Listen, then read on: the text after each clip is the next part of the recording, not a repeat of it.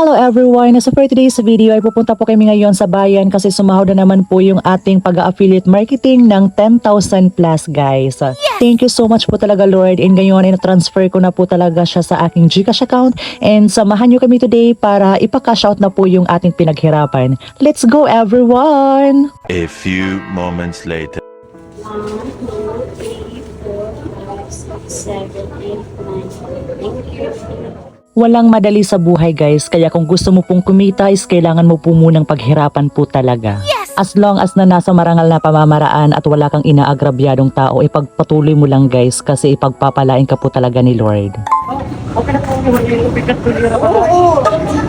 Pananin, hugasan ko na lang.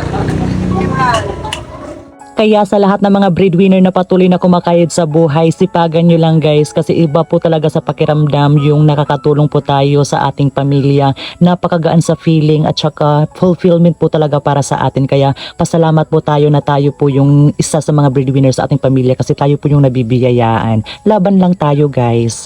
But hey, there's more! Kasi at this very moment ay maisa sa katuparan na po natin yung request ng ating mga supporters guys na bumili ng kalan. And pasensya na po kasi medyo natagalan.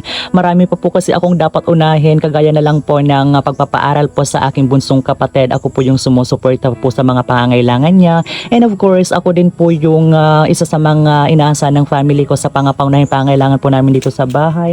Kaya nararapat lang din po naman talaga na unahin po muna natin yung mga bagay na pinaka-importante. Wag po nating ipilit yung mga bagay na hindi pa po natin kaya, kasi ako guys, ang mahalaga ay nakakatulong po ako sa aking family at saka nakaka-provide po ako sa mga pangangailangan ng bunso ko pong kapatid sa school.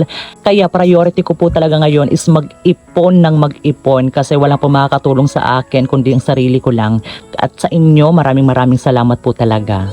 Ay wait lang guys, kasi di ba mayroon na po tayong kalan, kaya hindi po natin dapat kalimutan na bumili guys ng panibagong karaha para doon sa kalan lang.